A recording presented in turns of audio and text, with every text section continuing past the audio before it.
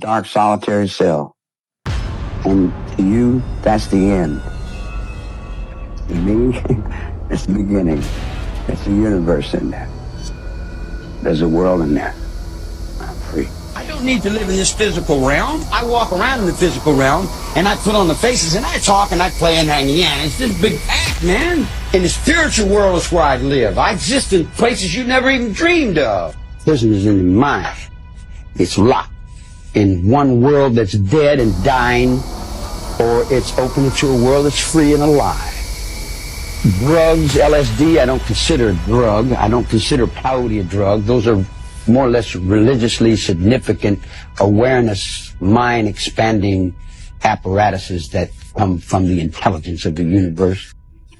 En el verano de 1969, Los Ángeles vivían un ambiente de glamour, de lujo, de fama, éxito en Hollywood, películas, moda, música.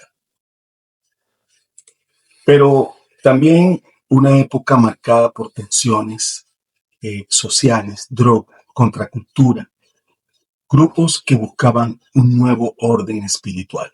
¿Ustedes se recuerdan de Woodstock? Woodstock era un evento que buscaba potenciar estas nuevas tendencias espirituales.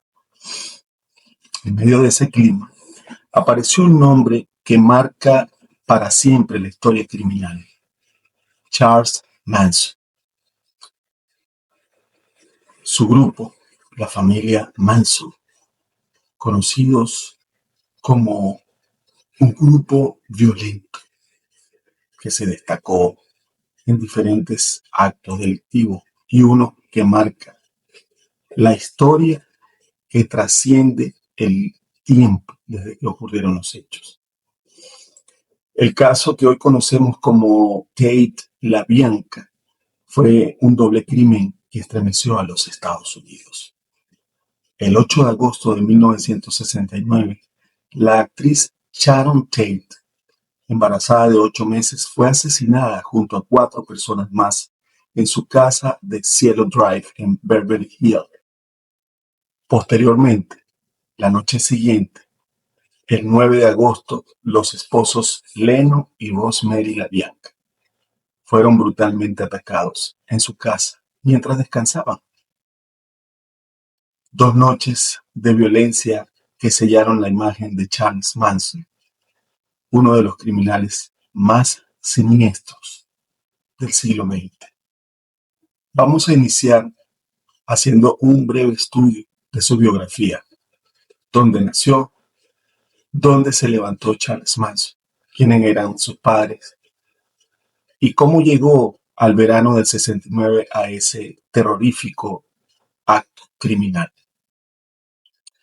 Antes de comenzar, recuerden, regálenos un like, que nos ayuda mucho para que nuestro canal continúe creciendo y poderles seguir ofreciendo a ustedes estas historias fascinantes y llenas de misterio. Recuerden, nuevamente, suscríbase y active la campanita para que esté siempre al día con la notificación de nuestros nuevos episodios. Gracias por acompañarnos. Comenzamos. Los enigmas se revelan en la sombra nocturnal, verdades antes ocultas ahora empiezan a brillar. Vamos a desentrañar un poco lo que fue la vida de Charles Manson. A mí me interesa mucho que ustedes conozcan lo mejor posible este personaje, porque antes de conocer los hechos del 8 y 9 de agosto del 69, primero tenemos que conocer la historia de este individuo que fue el gurú de los asesinatos más horrendos en la historia criminal de Estados Unidos. Charles Manson nace en Cincinnati, Ohio, el 12 de noviembre de 1934. Muere en Bakersfield, en California, el 19 de noviembre de 2017. Fue un criminal, un líder de un culto. Fue músico estadounidense también, que dirigió la familia Manson, como se les hacía llamar en el rancho Spine en California, pleno desierto de California. Un grupo de seguidores de Manson que surgió de este desierto para finales de los años 60, cuando ya estaban de alguna manera ellos compactados en un grupo al que llamaron familia. En 1971 fue declarado culpable de conspiración por los asesinatos de 7 almas. 7 almas inocentes que definitivamente pudiéramos decir hoy en día que no merecían un final como el que obtuvieron. La actriz Sharon Tate y otras 4 personas de la casa de Tate en Beverly Hills, y al día siguiente el matrimonio de Lennox y Rosemary LaBianca fueron víctimas de esta especie de orgía de crímenes que se apoderó de estos grupos en ese verano del 69. Todo llevado a cabo por los miembros del grupo familiar de Manson, quienes seguían las instrucciones de este personaje. También fue declarado culpable de conspirar en otros 2 asesinatos en los que se comprobó su participación. Estos otros 2 asesinatos de personas que lamentablemente estaban al alcance de esta banda. Uno de ellos fue Gary Heeman y Donald Shorty Shield. Ya les voy a contar cuál es la participación de ellos y cómo ellos lamentablemente caen en manos de este grupo. Manson creía en lo que él mismo llamaba Helter Skelter, un término que tomó de la canción Helter Skelter de la banda de los Beatles. Manson interpretó que la canción hablaba de una hipotética guerra racial entre blancos y negros. Según él, se avecinaba muy pronto. El título de la canción apareció escrito con sangre en la escena de los crímenes ordenados por Manson. Él creía que al participar en estos asesinatos, al provocar estos asesinatos, esta guerra racial iba a llegar mucho más rápido. Era como una especie de ritual que estaban haciendo para que este conflicto racial en Estados Unidos se acelerara y llegara antes de lo que él tenía previsto. Estados Unidos se ha manifestado a Charles Manson, de alguna manera lo han mitificado como emblema de la locura, la violencia y lo macabro. El término Helter Skelter fue utilizado más adelante por el fiscal del juicio de Manson, Vincent Bugliosi, como título del libro que escribió sobre los asesinatos de Manson. En el momento en que la familia Manson comienza a formarse, Manson era un ex convicto que había pasado la mitad de su vida en instituciones correccionales por distintos tipos de delitos. Antes de los asesinatos fue músico underground en Los Ángeles, principalmente gracias a su asociación casual con Dennis Wilson, quien era baterista y cofundador del Beach Boys, esta famosa banda americana de los años 60. Después que Manson fuera acusado de los delitos de los que fue condenado posteriormente, fueron publicadas grabaciones de canciones escritas e interpretadas por él. Varios músicos se han inspirado en Manson para componer canciones o han hecho versiones de algunas de sus canciones.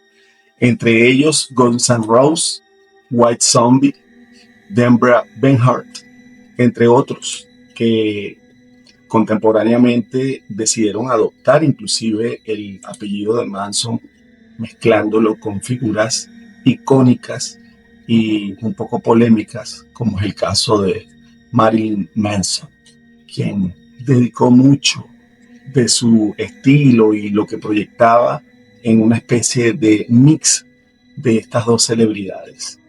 Bueno, celebridades, Marilyn Monroe, pero Manson, una celebridad infame, definitivamente. Manson fue sentenciado a muerte pero la decisión fue conmutada automáticamente a cadena perpetua sin libertad condicional en el año 72, cuando una decisión de la Corte Suprema de California eliminó temporalmente la pena de muerte. Manson encarcelado en la prisión estatal de Corcoran, en California, desde 1969, y después de pasar 46 años preso, fallece el 19 de noviembre de 2017 por cáncer de colon y un paro cardiorrespiratorio a la edad de 83 años, producto ya de la vejez de este hombre. Los primeros años de Manson, hijo de una prostituta de 16 años, de nombre Kathleen Maddox. Charles Manson nació en el Hospital General de Cincinnati, en Ohio. Su nombre completo, Charles Miles Maddox. Tiempo después de su nacimiento, su madre, que estuvo brevemente casada con un obrero llamado William Manson, le puso este apellido. Su padre biológico parece haber sido un coronel llamado Walter Scott, según algunos registros, contra quien Kathleen interpuso una demanda de paternidad que dio lugar a un juicio acordado en 1937. Posiblemente Charles Manson nunca conoció a su padre. Él creció con esta ausencia de conocer a su padre biológico. Además de muchas carencias más que tuvo durante su vida, muchos detalles acerca de los primeros años de Manson son objetos de controversia. Debido a la variedad de diferentes historias que se han ofrecido a los medios, muchas de las cuales resultaron ser falsas. Hay como les dije al principio, se mitificó mucho la imagen. La madre de Manson era supuestamente alcohólica. Según Manson, una vez su madre lo vendió por una jarra de cerveza a una camarera sin hijos. Esta camarera deseaba tener hijos, para que luego su tío recuperara al niño algunos días más tarde. El tío se molestó, fue y buscó al muchacho y lo llevó de regreso a casa. Cuando la madre de Manson y su hermano fueron condenados a 5 años de cárcel por robar una estación de servicio en 1939 en Charleston, en Virginia Occidental, Manson se fue a la casa de sus tíos en McMeshin, en Virginia Occidental también, en 1947. Kathleen trató de llevar a Manson a un orfanato, pero no pudo porque no había vacantes en el orfanato. Imagínense, pero no pudo porque el tribunal puso a Manson en la Gilboa School de Boys en Terre Haute, en Indiana. Lo mandaron bastante retirado. Una escuela para niños sin hogar. Después de 10 meses, Manson se fugó para volver al hogar materno, pero su madre, apenas llegó, lo rechazó. Se sabe que su primer robo a mano armada fue en 1947, el registro de ello, a los 13 años. Era apenas un niño y ya estaba en el mal camino. Atracó una tienda de alimentos. Después de este incidente, Manson fue encerrado en un reformatorio del cual escapó 4 días, apenas 4 días después, junto a otro muchacho. En el camino, Manson y su amigo cometieron otros 2 delitos a mano armada. En 1951, tras una serie de arrestos y fugas, Manson fue enviado a prisión por conducir un vehículo robado. A finales de 1952, ya había 8 cargos contra él. Fue transferido a otra prisión y liberado en 1954 por buen comportamiento. ¿Qué estaba planeando esta ovejita? ¿Quién sabe? Se quedó tranquilo durante un tiempo, de manera de coger puntos por buena conducta y poder así ser liberado. En 1954, con 19 años de edad, Manson se casó con Rosalie Jean Willis, una enfermera de 17 años, una muchacha que estaba enfocada, digámoslo así, en su profesión. Con ella tendría su primer hijo.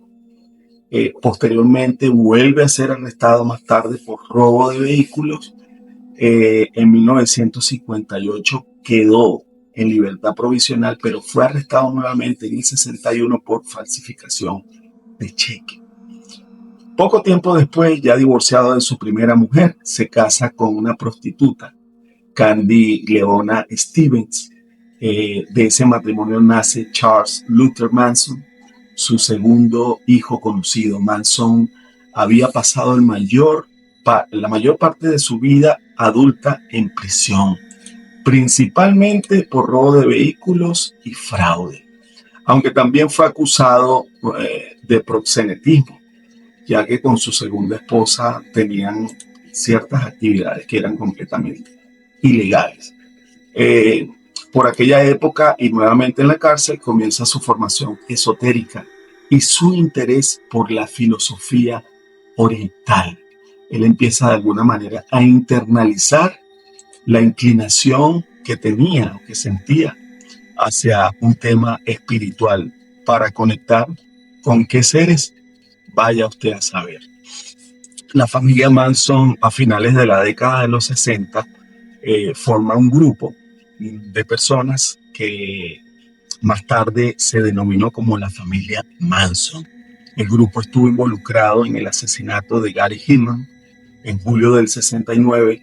Luego ganó notoriedad nacional con el caso de Sharon Tate y otras 4 personas en la casa de Sharon Tate.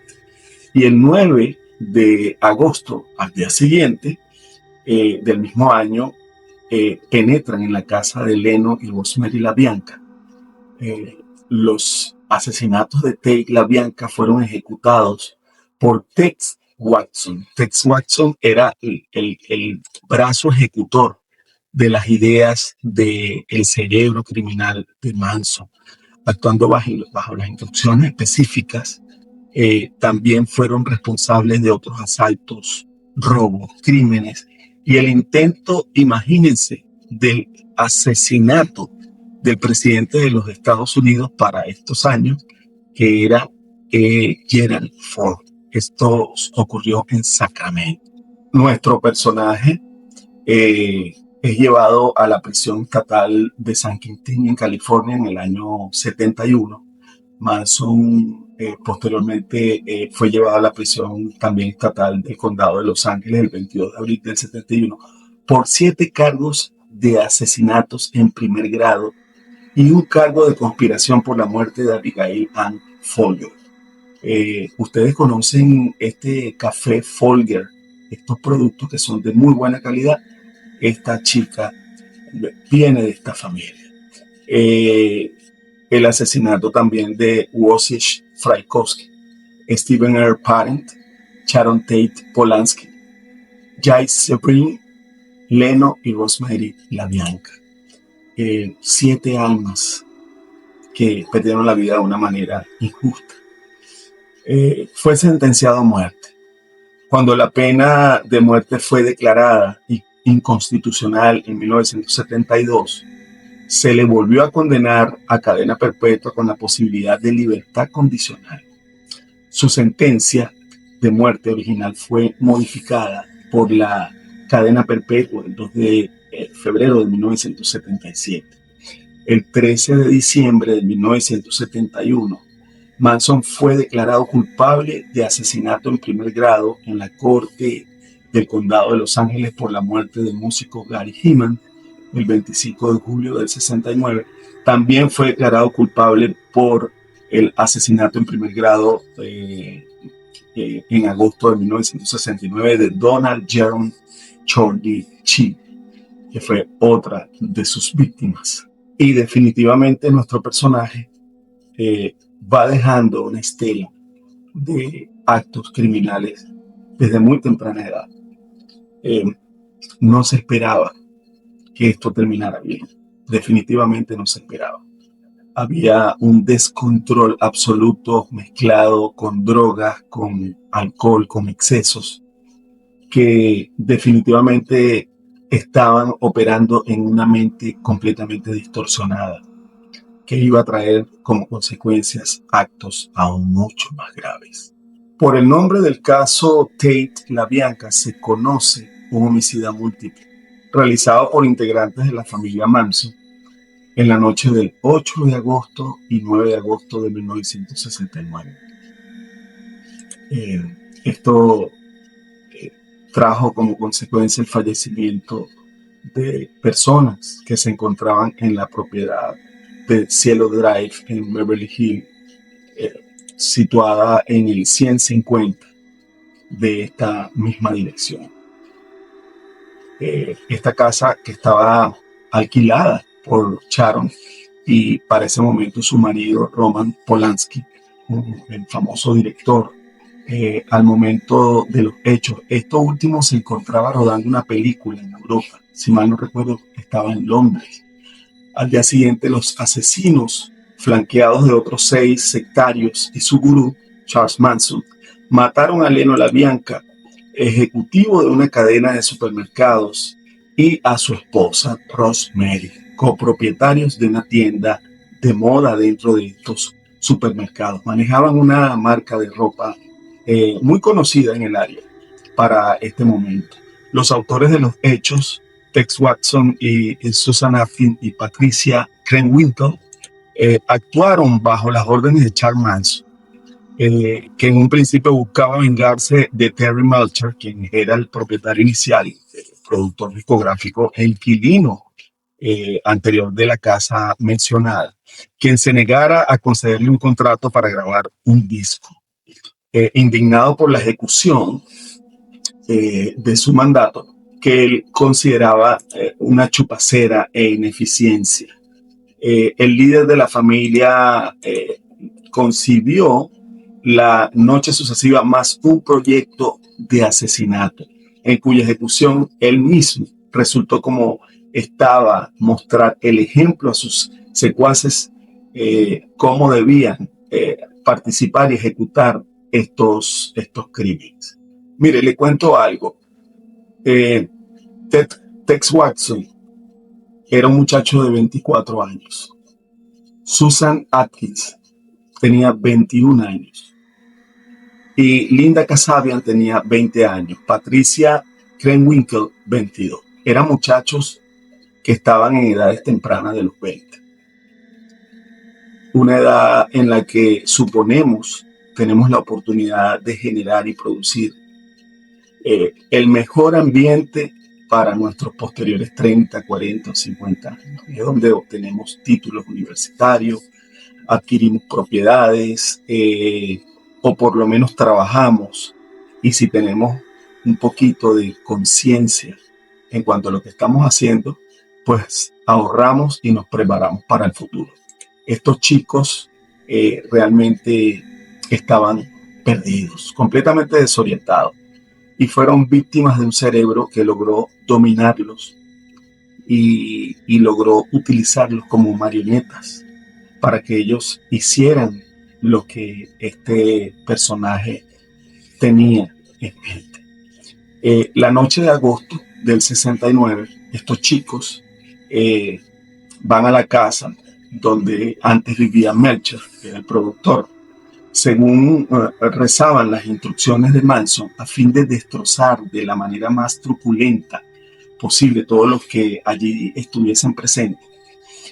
A las jóvenes, en cambio, el cabecilla no le había dado ningún tipo de instrucción, simplemente les pidió que obedecieran a Watson en las indicaciones que Watson les fuera de alguna manera indicando, que les fuera proporcionando, diciéndoles el paso a paso de cómo iban a ejecutar estos crímenes.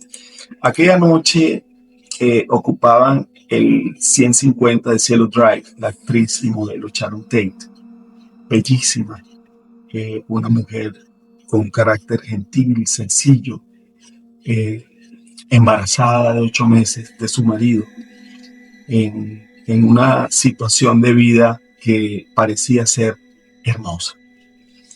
El director de cine, Roman Polanski, Jay Sebring, el amigo y antigua pareja de Tate, que era un peluquero de cierto renombre en el área de Hollywood, un amigo y compatriota de Polanski de nombre Wojciech Frykowski, y la novia de este, Abigail Folger, heredera de la empresa cafetera Folgers, de la que les estoy hablando. El cineasta se hallaba en Londres en ese momento, donde buscaba los exteriores para una película, El Día del Delfín, que abandonaría posteriormente. Al final no pudo continuar con la película. Su mujer lo acompañó durante el primer tramo de la instalación en la zona donde estaban buscando la locación para la película, pero al final regresó 3 semanas antes que él. Severin había invitado al productor de música Quincy Jones. Ustedes recuerdan Somos el Mundo, Somos los Niños, esta canción que fue muy famosa en los 80, Todos por África, sí recuerdan, con Michael Jackson, entre otros muchos artistas del medio de la música.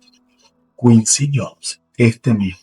Y el actor Steve McQueen, que en ese momento estaba en su mejor momento, Steve McQueen. A pasar por la casa, lo invitaron a pasar por la casa esa noche. Se iban a tomar unos tragos, iban a compartir un rato, pero al final ni uno ni el otro pudieron asistir al evento privado que tenían. Gracias a Dios, a ellos no les tocaba, por lo menos de esa manera. Al arribar los asesinos a la entrada del domicilio, cuando ellos llegan a la casa, el primero que se apersona en la propiedad es Watson, que ya había estudiado clandestinamente el lugar en una ocasión, cuando menos había ido, por lo menos una o dos veces había ido a la casa a ver por dónde era la entrada, cuál era la distribución, desde afuera, por supuesto. No sabemos si a este punto él llegó a entrar a la propiedad bajo cualquier concepto, cualquier excusa, y ver con mejor detalle la distribución, por lo menos externa, de la casa. Cuando llega a la propiedad, se sube a un poste y corta la línea de servicio telefónico, de manera de dejarlos ya incomunicados. Dieron marcha atrás hasta llegar al pie de una colina aledaña en el vehículo, donde estacionaron este auto y emprendieron de nuevo la marcha hacia la casa. Como sospechaban que la valla estaba electrificada o que tenía instalada una alarma, subieron por un terraplén que estaba a un lado, cubierto de matas, y había a la derecha un portón, e ingresaron desde ahí a la propiedad. Cuando estos ingresan a la propiedad, ven acercarse los faros de un coche desde más adentro de los terrenos de la casa. Tras ordenar a las mujeres que se escondieran en los arbustos, Watson cierra el paso al automóvil y le pide al conductor que bajara del vehículo. Se trataba de Stephen Parent, otro de las víctimas de estos delincuentes. Este muchacho, Stephen Parent, un muchacho de 18 años que salía de visitar a William Garretson. William Garretson, que era el guardia de la hacienda que vivía en la casa de los invitados de esta. Al verse acompañado con el revólver del intruso, el joven suplicó misericordia a cambio de su silencio. Les pidió que no le hicieran daño, que él simplemente iba a seguir su camino. Lejos de compadecerse, Watson se abalanza sobre él con un cuchillo, provocándole heridas en la palma de la mano con que se protegía la cara.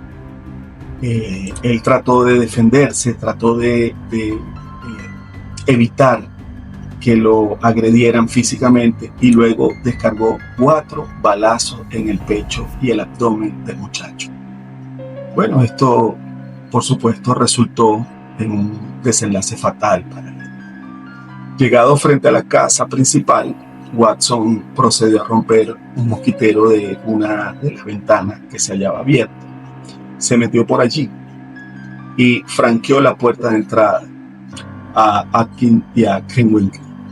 Mientras tanto, Kasabian montaba guardia cerca del portón, vigilando en caso de que alguien llegara o alguien saliera. Ella estaba allí atenta. Watson y Askin se adentraron en la sala de estar, donde encontraron a Frykowski dormido. Él estaba dormido en el sofá. Los susurros de esta gente que estaban allí hablando, estaban planeando todo lo que seguía a continuación, despiertan al polaco.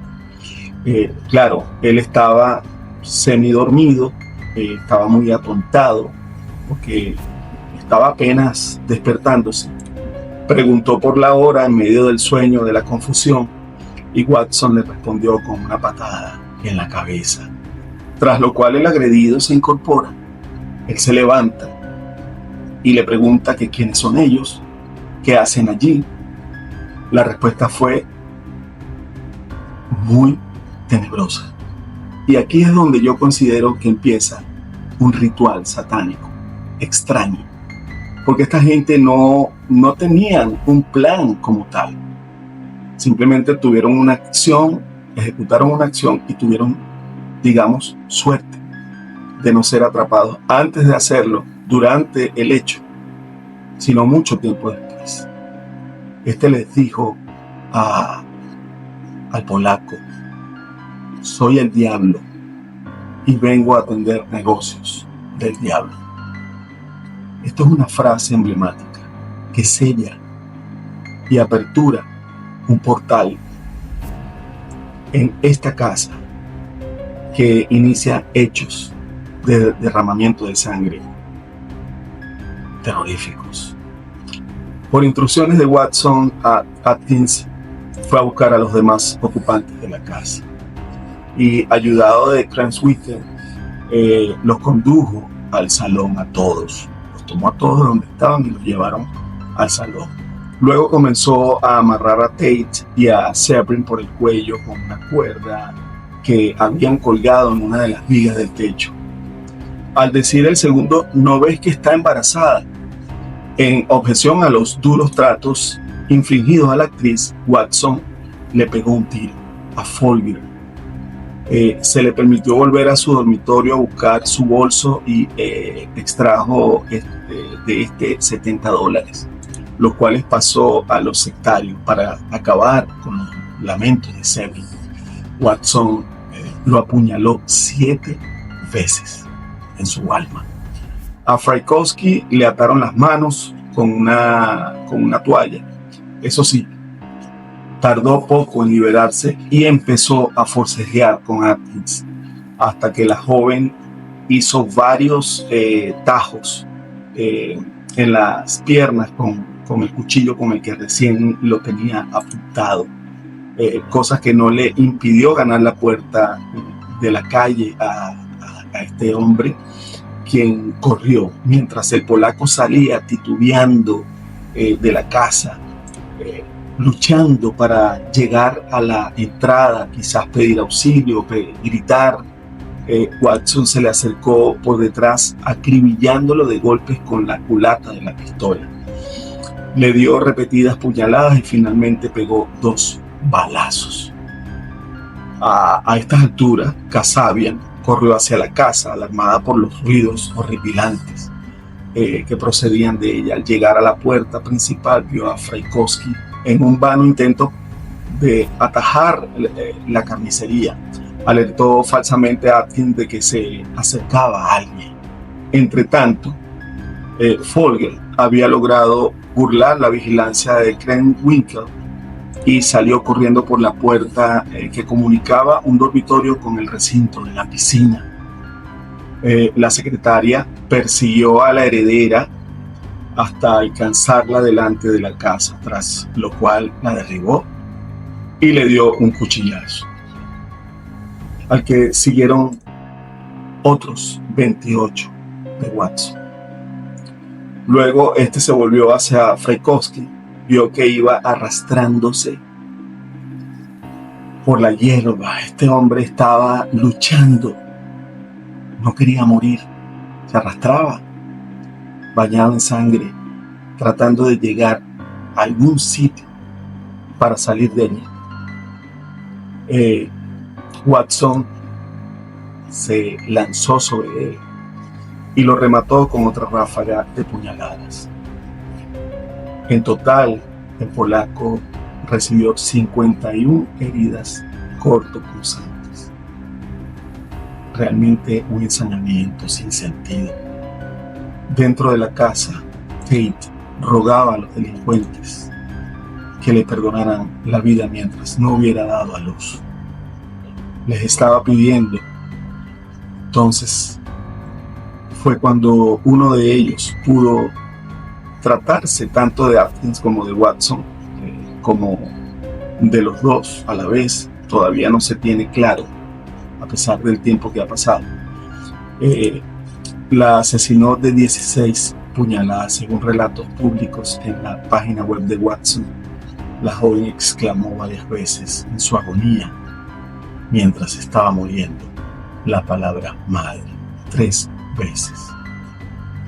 Poco antes de que partieran sus adeptos desde el rancho Spahn, Manson les había encargado la tarea de dejar en algún lado de la casa un símbolo que representara de alguna manera un mensaje que pareciera algo de brujería o algo satánico. Encargó que Atkinson realizó escribiendo pig en inglés, cerdo, en la puerta de la calle con la sangre de Tate. En el trayecto de la vuelta a su residencia, los asesinos se cambiaron de ropa y desecharon las prendas ensangrentadas, a la par que sus armas, por las colinas que bordeaban la carretera. Aparentemente, y para ellos, este baño de sangre que ya había cobrado sus víctimas en Cielo Drive, dejaba esta oscura, sombría y silenciosa escena que quedó allí. Nadie tenía idea de lo que había pasado. Este grupo de delincuentes, a la noche siguiente y continuando con esta barbarie, se dirigen nuevamente al barrio, salen del rancho Spahn en compañía de 6 acólitos suyos, es decir, los 4 de Cielo Drive, a la par que Leslie Van Houten y Steven Grogan. Decepcionado por los relatos de estos de la masacre arriba detallada, el jefe de la familia Manson resolvió acompañarlos en esta oportunidad con el fin declarado de mostrarles con ejemplo cómo se deben hacer estas ejecuciones. Tras unas horas de camino durante las cuales el cabecilla se dedicó a contemplar varios proyectos de asesinato, estaban haciendo planes de cómo asesinar a otras personas. Le indicó a Kasabian cómo llegar al 3301 de Waverly Drive. Allí moraba Leno LaBianca, ejecutivo de una franquicia de supermercados, y su mujer Rosemary, copropietaria de una ropa de lujos de la época. La casa, por lo demás, era contigua a otra donde el año anterior Manson y sus secuaces habían asistido a una fiesta. Cuentan Atkins y Kasabian que recién llegados al destino, Manson echó a andar cuesta arriba hacia la casa, dejando a sus cómplices en el automóvil. Espérenme aquí, yo voy a hacer algo y vengo y les explico cómo continuamos. Ingresó solo a la casa. Al volver poco después les explicó que se había encargado de amarrar a 2 personas que ocupaban la residencia, y mandó a subir a Watson acompañado de Ken Krenwinkel y Van Hout. Eso sí, según la autobiografía de aquel, Manson simplemente salió y le ordenó seguirlo. Luego lo hizo asomarse a una ventana y le señaló a un señor dormido que se veía por allá. Tras lo cual finalmente entraron por la puerta trasera, aprovechando que no estaba echado el cerrojo. Watson ha mantenido que en un principio corroboró falsamente la versión de sus compañeras, pues esta le atribuía una parte ínfimamente menor de culpa. Siempre al decir Watson, Manson apuntaba a Leno LaBianca con su pistola, despertándolo de golpe, y luego mandó a su cómplice que le atara las manos a la víctima con una tanga de cuero que estaba allí.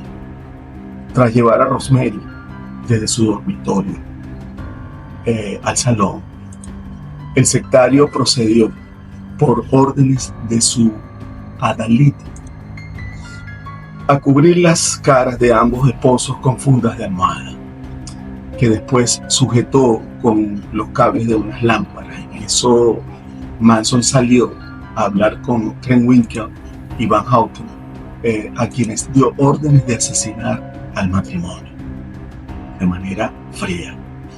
Antes de partir desde el rancho de Spahn, Watson había expresado insatisfacción ante las armas de los que Manson les había proveído la noche anterior. Esta vez aquel apostó a dos jóvenes en el cuarto, Rosemary y LaBianca, a donde para entonces la habían regresado.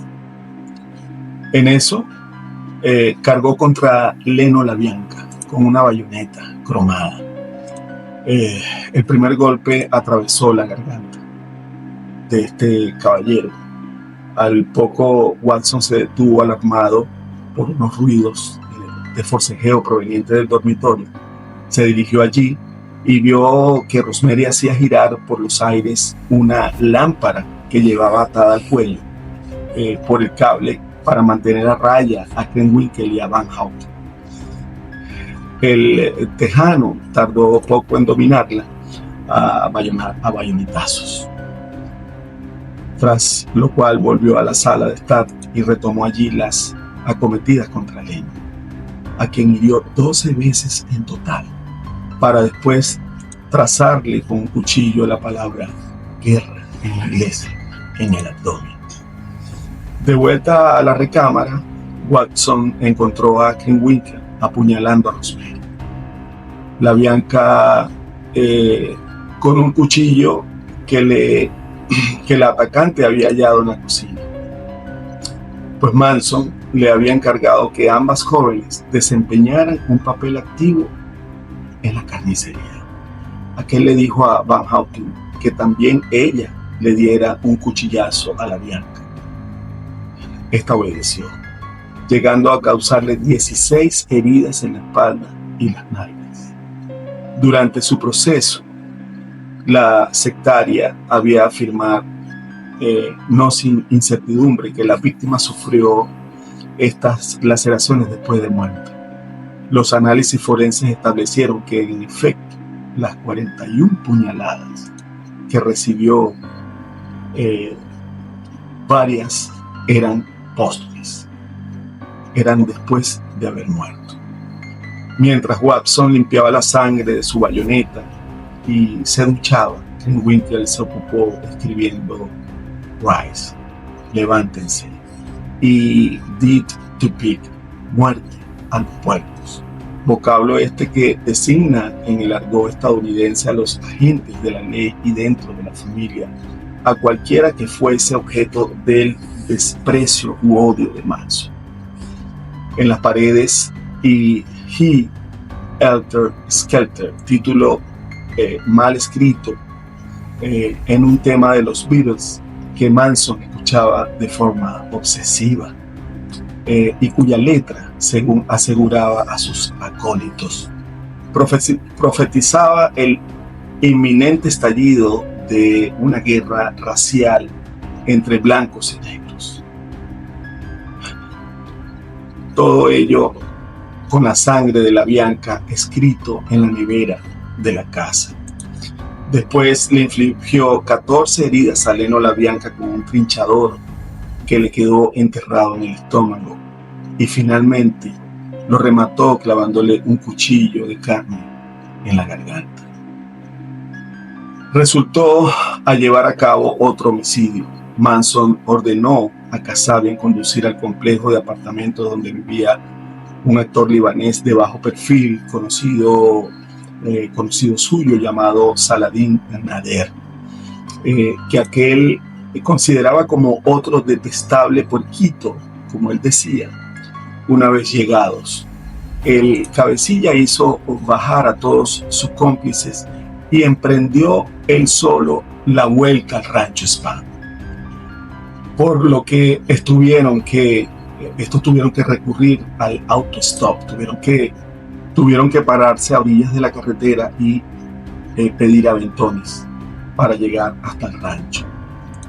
Kasabian sabotó el plan del asesinato llamando deliberadamente a la puerta del apartamento equivocado antes de que todos abandonaran el edificio. Atkins defecó en la escalera del edificio. ¿Cuál era el sentido? Bueno, yo creo que era parte de este ritual que se emprendió con todos estos abominables actos. Poco después de su detención, Atkins confesó ante varias otras reclusos el asesinato de Sharon Tate. No obstante, en declaraciones posteriores a su abogado, el fiscal Vincent Bugliosi, ante el jurado indagatorio, identificó a Tate Watson como el autor del homicidio. Este era, como les dije al principio, el brazo extensivo de la mente criminal de Manson. En una autobiografía publicada en 1978, Watson afirma haber matado a Tate y que Atkins, en cambio, ni siquiera le puso la mano encima, cosa que él mismo negó inicialmente. Ello se debió, según el autor, a que creía poder salvarla de esta forma, pues le habían informado que tanto Bugliosi como el jurado estaban convencidos de la culpabilidad de Atkins. Estaban tratando de cuidarse el rabo. Los crímenes conmocionaron al país. La brutalidad, los mensajes en sangre y la conexión con celebridades hicieron que la prensa estallara. La primera en hablar fue Susan Atkins, quien en prisión confesó los crímenes a otra reclusa, quien habló posteriormente. Poco a poco las piezas apuntaron hacia la familia Manson del rancho Spahn. En 1971, Manson, Watson, Atkins, Krenwinkel y Van Houten fueron condenados a muerte. Más tarde sus condenas se convirtieron en cadena perpetua cuando California abolió temporalmente la pena capital. Por esto se salvan de la pena de muerte. El caso Tate LaBianca no solo significó el fin de la inocencia del verano del amor, sino que dejó huella en la cultura pop. Marcó el final de la era hippie en California. Despertó un miedo social enorme en Hollywood ante estos horrendos crímenes. Hasta hoy, series, películas, libros recrean los sucesos, manteniendo vivo el morbo y el misterio alrededor de Charles Manson y su secta satánica. Los asesinos de Sharon Tate y de los esposos LaBianca no fueron simples homicidios, sino un ritual de sangre diseñado para propagar miedo y caos. Charles Manson nunca apuñaló directamente a las víctimas de Cielo Drive, pero su influencia, sus delirios y sus órdenes hicieron que otros lo hicieran por él. El eco de esas 2 noches de agosto del 69 aún resuena en la historia criminal como un recordatorio de hasta dónde puede llegar la manipulación, el fanatismo y la obsesión desmedida de un hombre con poder sobre las mentes frágiles. Esto lo hemos visto durante la historia. Lo hemos visto en gobiernos, en grupos de sectas, en grupos religiosos, en parejas en donde uno tiene la mente más poderosa que el otro. Y lo hemos visto materializarse en hechos lamentables como en el caso de Tate y LaBianca. No me queda más que darles las gracias por haberme acompañado hasta este final, no sin antes y hacerle una nueva invitación a nuestro próximo episodio. Y para ello, como siempre, les pido que nos regalen un like, suscríbanse a nuestro canal y activen la campanita para que siempre estén al día de la notificación de nuestros nuevos episodios. Gracias por acompañarnos. Esperamos que tengan una bonita existencia. Hasta la próxima.